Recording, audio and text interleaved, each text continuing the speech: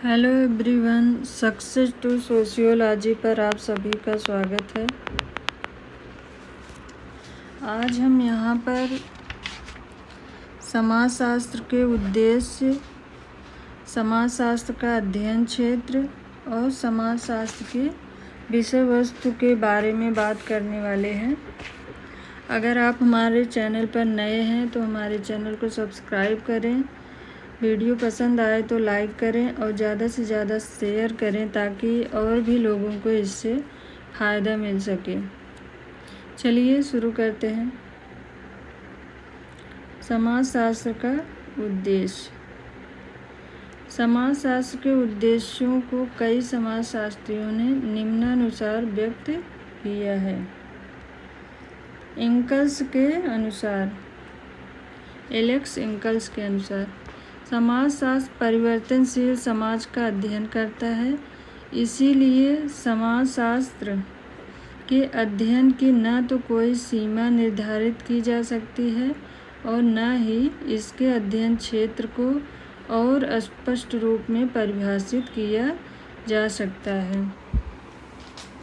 Alex इंकल्स ने कहा है कि समाज हमेशा परिवर्तनशील होता है। समाज अस्थायी नहीं है, वो परिवर्तनशील है, वो गतिमान है, वो समय समय पर बदलता रहता है, उसमें बदलाव आता है। इसलिए न तो हम उसकी सीमा निर्धारित कर सकते हैं और न उसके अध्ययन क्षेत्र को हम परिभाषित कर सकते हैं, क्योंकि समाजशास्त्र में हम संपूर्ण समाज का अध्ययन करते हैं और समाज परिवर्तनशील और गतिशील है, इसीलिए हम उसकी कोई भी निश्चित सीमा निर्धारित नहीं कर सकते हैं। नेक्स्ट है जॉर्ज सीमेल के अनुसार, समाजशास्त्र को सामाजिक संबंधों के स्वरूपों का अध्ययन करना चाहिए। इन्होंने कहा है कि समाजशास्त्र को सामाजिक संबंधों के स्वरूपों का अध्ययन करना चाहिए। सभी भौतिक एवं अभौतिक वस्तुओं का अपना एक स्वरूप और अंतर्वस्तु होता है जो एक दूसरे से भिन्न होते हैं। स्वरूप और अंतर्वस्तु का एक दूसरे पर कोई प्रभाव नहीं करता। अनुकरण, सहयोग, प्रतिस्पर्धा, अधीनता, श्रम विभाजन आदि सामाजिक संबंधों के प्रमुख स्वरूप हैं। इन्होंने स्वरूप और अंतर्वस्तु को, जॉर्ज सीमेल ने स्वरूप और अंतर्वस्तु को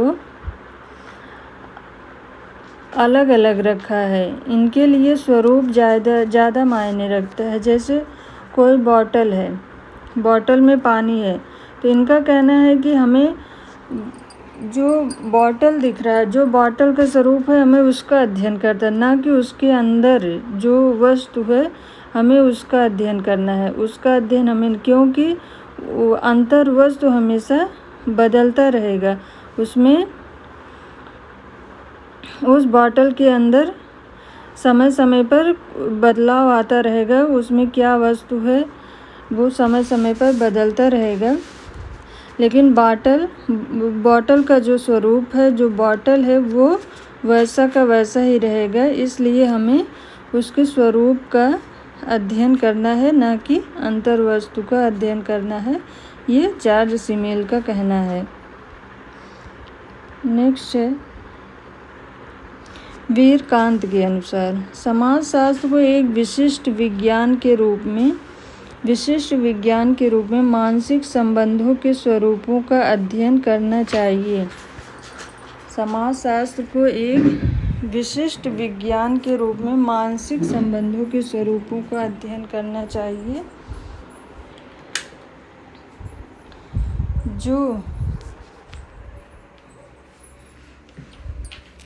जो व्यक्तियों को एक दूसरे से अथवा समूह से बांधते हैं। समाजशास्त्र उन मानसिक संबंधों के अंतिम स्वरूपों का अध्ययन है जो मनुष्यों को एक दूसरे से बांधते हैं।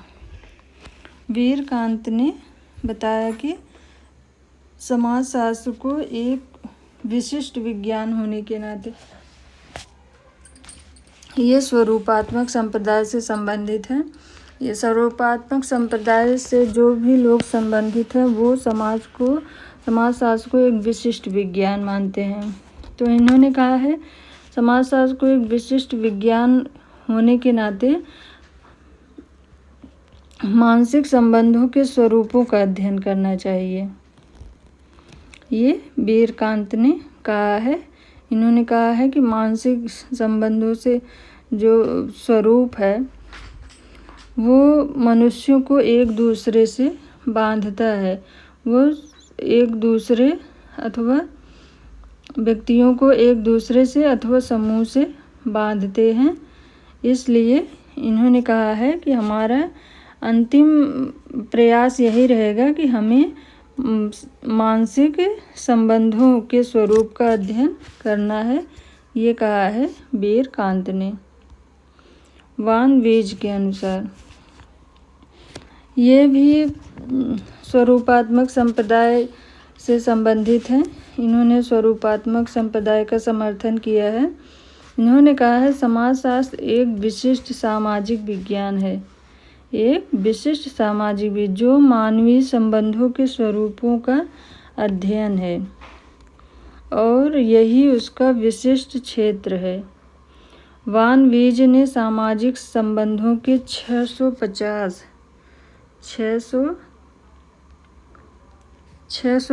स्वरूपों का उल्लेख किया है। वान वीज ने सामाजिक संबंधों के 650 स्वरूपों के बारे में इन्होंने बात किया है वान वीज ने। नेक्स्ट है मैक्स वेबर के अनुसार समाजशास्त्र सामाजिक क्रियाओं का अध्ययन है। सामाजिक क्रियाओं का आधार व्यवहार है। अतः समाजशास्त्र का कार्य सामाजिक व्यवहार को समझना और उनकी व्याख्या करना है। मैक्स वेबर ये भी स्वरूपात्मक संप्रदाय से संबंधित हैं। इनका मानना है कि हमें समाजशास्त्र में सामाजिक क्रियाओं का अध्ययन करना है और इन्होंने सामाजिक क्रियाओं के अध्ययन का आधार व्यवहार को बताया है। अतः समाजशास्त्र का कार्य सामाजिक व्यवहार को समझना और उनकी व्याख्या करना है। मतलब समाज में जो क्रियाएं हो रही हैं अगर उसका कुछ अर्थ निकलता है तभी वह सामाजिक क्रिया है। इनका यही कहना है कि अगर जो क्रिया हो रही है अगर उसमें कोई अर्थ निहित है, कोई अर्थ छुपा है, तभी वह सामाजिक क्रिया है। इसीलिए हमें समाजशास्त्र में सामाजिक क्रिया का अध्ययन करना है। नेक्स्ट है सोरोकिन के अनुसार स्वरूपों का अध्ययन अन्य विज्ञानों द्वारा भी किया जाता है। इन्होंने कहा है कि स्वरूपों का अध्ययन अन्य विज्ञानों द्वारा भी किया जाता है। अतः समाजशास्त्र के लिए मानवीय संबंधों के स्वरूपों का विज्ञान के रूप में कोई स्थान नहीं है। इन्होंने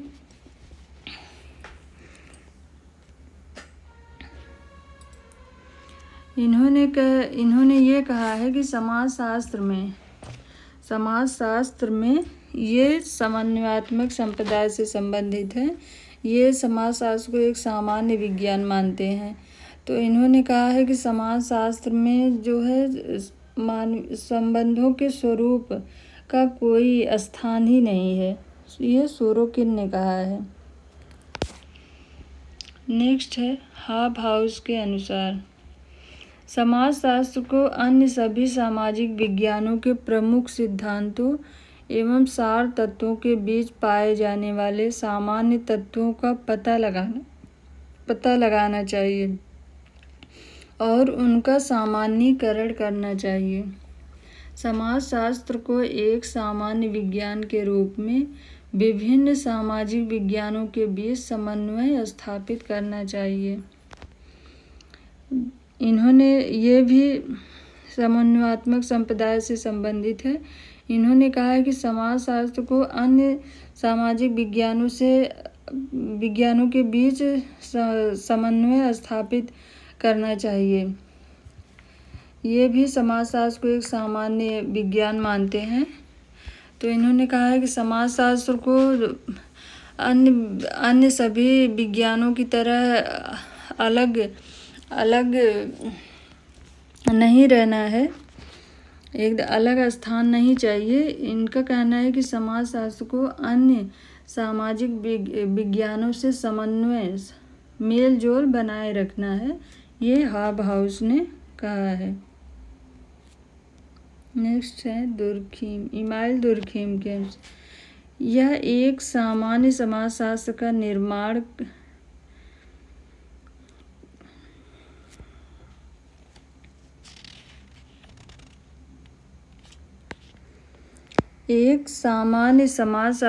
निर्माण करना संभव है जो विशिष्ट विज्ञानों के विशेष क्षेत्रों के नियमों पर आधारित अधिक सामान्य नियमों को मिलाकर बना है। ये सामूहिक रूप से सामाजिक जीवन के विभिन्न पक्षों का प्रतिनिधित्व करते हैं, ये कहा है इमाइल दुर्खीम ने। इन्होंने कहा है कि सामान्य नियमों को मिलाकर समाजशास्त्र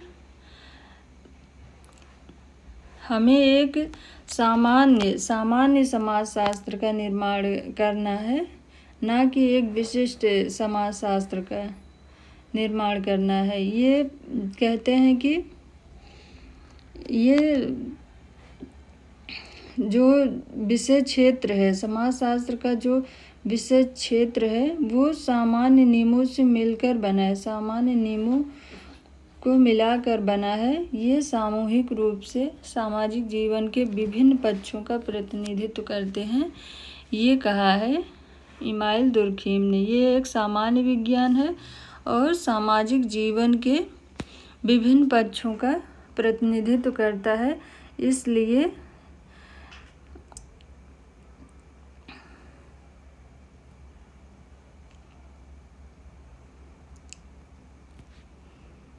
दुर्खीम ने आगे भी कहा है, हमारा विश्वास है कि समाजशास्त्रियों को विभिन्न विज्ञानों जैसे कानून का इतिहास, प्रकरण एवं धर्म, सामाजिक अर्थशास्त्र आदि में किए गए अन्वेषणों से नियमित रूप से परिचित रहने की बहुत अधिक आवश्यकता है, क्योंकि इनमें उपलब्ध सामग्रियों से ही समाजशास्त्र का निर्माण होना चाहिए। दुर्खीम अन्य सभी सामाजिक विज्ञानों को साथ लेकर चलने की बात कहते हैं कि अगर हम उन सभी सामाजिक विज्ञान है, अर्थशास्त्र और समाज के जो नियम कानून हैं, प्रकरण धर्म है, इतिहास, इन सब के अध्ययन करने से जो हमें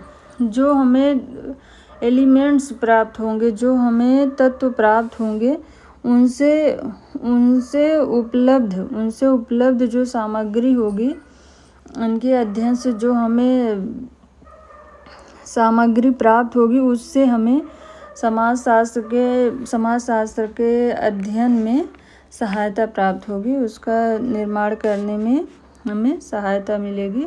ये दुर्खीम एक समाजशास्त्र को एक सामान्य विज्ञान के रूप में देखते हैं। नेक्स्ट है मैकाइवर एवं पेज के अनुसार समाजशास्त्री होने के नाते हमारी विशेष रुचि सामाजिक संबंधों में है। मैकाइवर और पेज ये हमेशा से ही सामाजिक संबंधों के अध्ययन पर बल देते हैं। ये कहते हैं कि समाज सामाजिक संबंधों का जाल है और संबंध अमूर्त होते हैं, इसलिए समाजशास्त्र एक अमूर्त अवधारणा है। ये कहते हैं कि हमें समाजशास्त्र में सामाजिक संबंधों में ही हमारी रुचि होनी चाहिए। इस कारण नहीं कि वे संबंध आर्थिक, राजनीतिक अथवा धार्मिक हैं। इस कारण नहीं कि वे संबंध आर्थिक हैं या राजनीतिक हैं या धार्मिक, बल्कि इस कारण कि वे साथ ही साथ सामाजिक भी होते हैं। साथ ही साथ सामाजिक भी होते हैं, ये मैकाइबर एवं पेज ने कहा है। आगे है समाजशास्त्र का अध्ययन क्षेत्र। समाजशास्त्र के अध्ययन क्षेत्र को 2 भागों में बांटा गया है। समाजशास्त्र के विषय क्षेत्र को विद्वानों ने 2 भागों में बांटा है, स्वरूपात्मक अथवा विशिष्टात्मक संप्रदाय, समन्वयात्मक संप्रदाय। स्वरूपात्मक अथवा विशिष्टात्मक संप्रदाय, इस संप्रदाय के प्रमुख समाजशास्त्रियों के प्रमुख समर्थक, इस संप्रदाय के प्रमुख समर्थक हैं जॉर्ज सीमेल, बीरकांत, वान बीर, मैक्स वेबर, बर्गेस, टॉनीर, वूगल, रास, पार्क आदि स्वरूपात्मक संप्रदाय के समर्थक हैं। सामाजिक संबंधों के स्वरूपात्मक पक्ष पर, सामाजिक संबंधों के स्वरूपात्मक पक्ष पर बल देने के कारण इसे स्वरूपात्मक संप्रदाय कहा गया है। स्वरूपात्मक संप्रदाय की विचारधारा से संबंधित समाजशास्त्रियों की धारणा है कि अन्य विज्ञानों जैसे राजनीति शास्त्र, भूगोल, अर्थशास्त्र, इतिहास, भौतिक शास्त्र, रसायन शास्त्र आदि की भांति ही समाजशास्त्र भी एक स्वतंत्र एवं विशेष विज्ञान है। स्वरूपात्मक संप्रदाय के जितने भी समर्थक हैं, ये इनका कहना है जैसे सभी विज्ञान स्वतंत्र हैं, एक स्वतंत्र रूप से अलग हैं, अलग अलग विज्ञान हैं, वैसे ही समाजशास्त्र भी स्वतंत्र एवं विशेष विज्ञान है।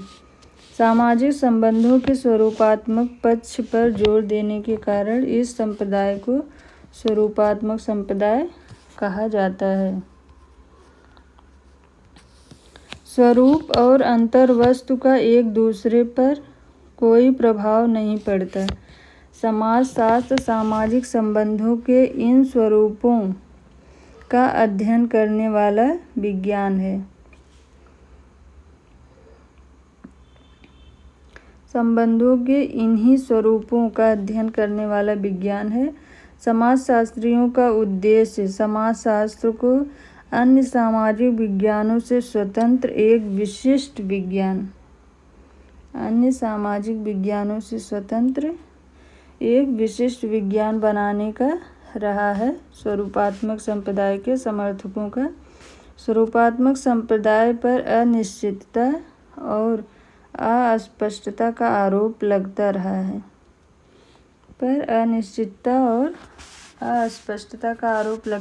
है। समाजशास्त्र समग्र रूप में समाज का विज्ञान है। समाजशास्त्र समग्र रूप में समाज का विज्ञान है। समन्वयात्मक संप्रदाय, इस संप्रदाय के प्रमुख समाजशास्त्रियों में सोरोकिन, दुर्खीम, हाबहाउस, गिन्सबर्ग आदि के नाम उल्लेखनीय हैं। दुर्खीम ने ही समाजशास्त्र में सर्वप्रथम उन तथ्यों के अध्ययन पर विशेष जोर दिया जिनसे सामाजिक प्रतिनिधान का निर्माण किया जाता है। सामूहिक प्रतिनिधानों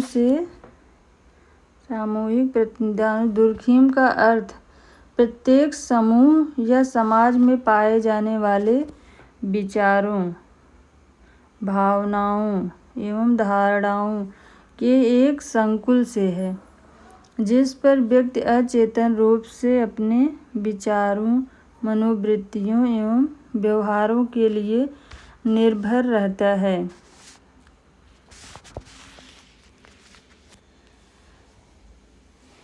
समन्वयात्मक संप्रदाय के समर्थक समन्वयात्मक संप्रदाय के जो भी समर्थक हैं वो समाजशास्त्र को एक अलग अलग विज्ञान नहीं बनाना चाहते हैं। वो उनका मानना है कि हम जो है अन्य विज्ञानों पर हमारी जो निर्भरता है उसे हमें नहीं छोड़ना चाहिए। स्पेंसर के अनुसार, स्पेंसर ने कहा है समाजशास्त्र के क्षेत्र में निम्नलिखित तत्व होते हैं जैसे परिवार, राजनीति, धर्म, सामाजिक नियंत्रण, उद्योग व कार्य। उद्योग या कार्य। स्पेंसर के अनुसार, स्पेंसर ने कहा है कि समाजशास्त्र के क्षेत्र में निम्नलिखित तत्व हैं परिवार, राजनीति, धर्म, सामाजिक नियंत्रण, उद्योग व कार्य। समाजशास्त्र की विषय वस्तु। समाजशास्त्र की विषय वस्तु के संदर्भ में निम्न समाजशास्त्रियों ने अपने विचार प्रकट किए हैं जो इस प्रकार है। सोरोकिन के अनुसार, इनके अनुसार समाजशास्त्र की विषय वस्तु को 3 भागों में बांटा गया है। समाजशास्त्र की विषय वस्तु को 3 भागों में बांटा गया है। सोरोकिन ने समाजशास्त्र की विषय वस्तु को 3 भागों में बांटा है। फर्स्ट है समाज में सामान्य रूप से पाई जाने वाली समस्त सामाजिक घटनाओं की सामान्य विशेषताओं का अध्ययन। इन्होंने कहा है कि समाज में सामान्य रूप से पाई जाने वाली समस्त सामाजिक घटनाओं के सामान्य विशेषताओं का अध्ययन हमें समाजशास्त्र के अंतर्गत करना है। सेकंड है अन्य प्रकार की सामाजिक घटनाओं के पारस्परिक संबंध और सहसंबंध। अन्य प्रकार की सामाजिक घटनाओं के पारस्परिक संबंध और सहसंबंधों का अध्ययन भी हमें समाजशास्त्र के अंतर्गत करना है। थर्ड है सामाजिक तथा असामाजिक घटनाओं के पारस्परिक संबंधों का तथा सहसंबंधों का अध्ययन। सामाजिक और असामाजिक घटनाओं के पारस्परिक संबंधों व सहसंबंधों का अध्ययन भी हमें समाजशास्त्र के अंतर्गत करना है। दुर्खीम के अनुसार समाजशास्त्र के अध्ययन क्षेत्र को इन्होंने समाजशास्त्र की विषय वस्तु को 3 भागों में विभक्त किया है दुर्खीम ने। फर्स्ट है सामान्य समाजशास्त्र। यह समाजशास्त्र का दार्शनिक अंग है। इसमें सामाजिक जीवन की निरंतरता एवं स्थिरता प्रकट करने वाले सामाजिक नियमों का अध्ययन किया जाता है। सामान्य समाजशास्त्र के अंतर्गत सामाजिक शरीरशास्त्र। इसके अंतर्गत कानून, भाषा, धर्म, परिवार आदि का समाजशास्त्रीय दृष्टिकोण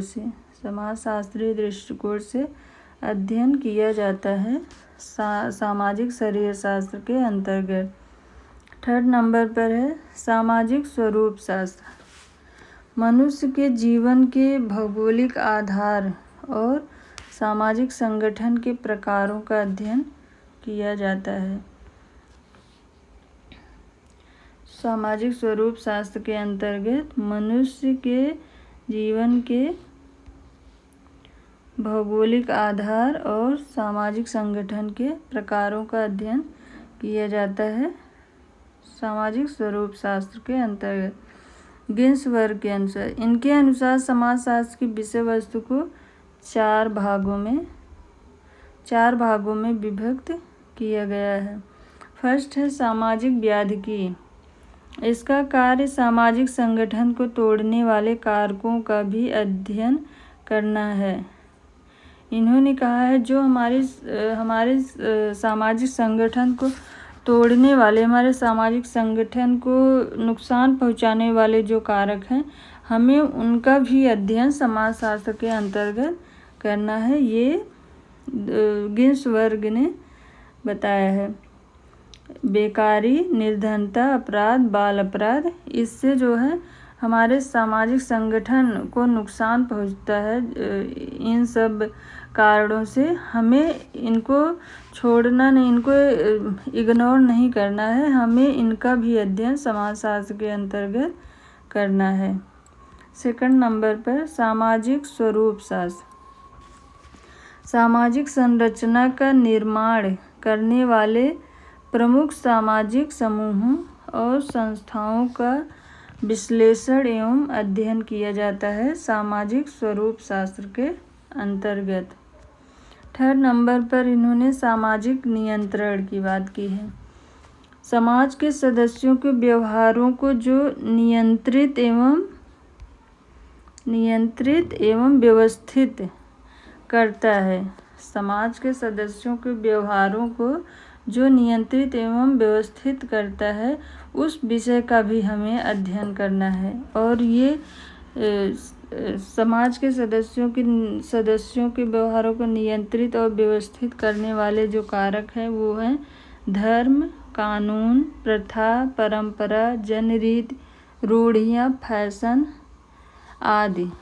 इन सब का हमें समाज में नियंत्रण बनाए रखने के लिए हमें इन सब का अध्ययन करना है। फोर्थ नंबर पर सामाजिक प्रक्रियाएं।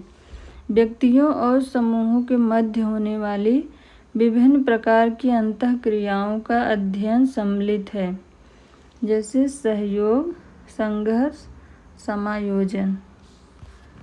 व्यक्तियों और समूहों के मध्य होने वाली विभिन्न प्रकार की अंतःक्रियाओं का अध्ययन सम्मिलित है सामाजिक प्रक्रिया के अंतर्गत। सामाजिक प्रक्रिया में आती है सहयोगी प्रक्रिया और असहयोगी प्रक्रिया। सहयोगी प्रक्रिया में जो हमारे समाज व्यवस्था को बनाए रखने में मदद करते हैं वो सहयोगी प्रक्रिया में आते, और जो हमारे समाज की व्यवस्था को नुकसान पहुंचाते हैं वो हमारे असहयोगी सामाजिक प्रक्रिया में आते हैं, जैसे प्रतिस्पर्धा, संघर्ष, प्रतिकूलता। ये सब असहयोगी सामाजिक प्रक्रिया में आती हैं। और सहयोगी में सहयोग, समायोजन, आत्मसातीकरण, ये सब जो है सहयोगी प्रक्रिया के अंतर्गत आती हैं। तो गिन्सबर्ग ने 4 भागों में समाज शास्त्र के विषय क्षेत्र को 4 भागों में विभक्त किया है। इन्होंने सामाजिक व्याधिकी, सामाजिक स्वरूप शास्त्र, सामाजिक नियंत्रण, सामाजिक प्रक्रिया, इन सब का अध्ययन करने को, इन सब को समाजशास्त्र के विषय क्षेत्र के अंतर्गत इन सब के अध्ययन को रखा है। इसके अलावा एक हैं केरन्स।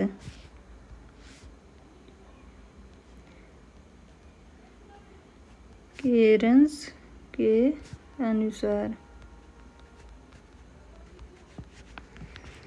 इन्होंने समाजशास्त्र की विषय वस्तु को 6 भागों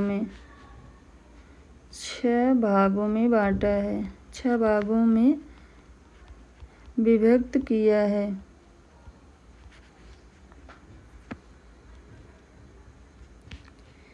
फर्स्ट है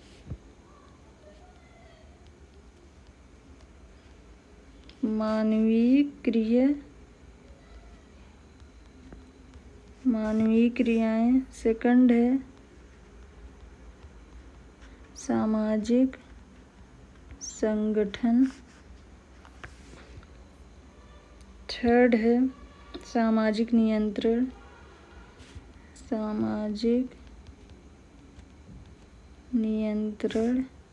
फोर्थ नंबर पर है सामाजिक परिवर्तन।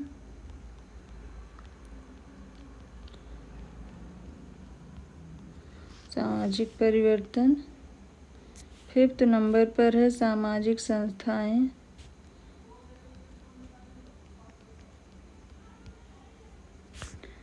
और 6 नंबर पर है सामाजिक संहिताएं।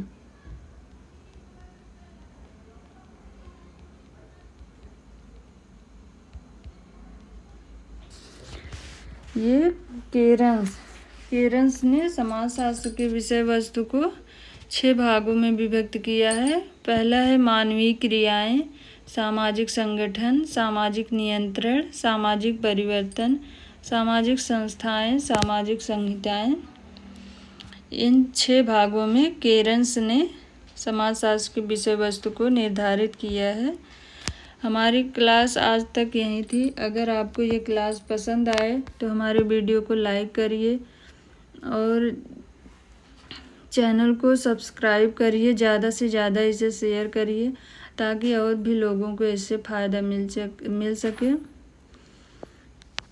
थैंक यू, धन्यवाद।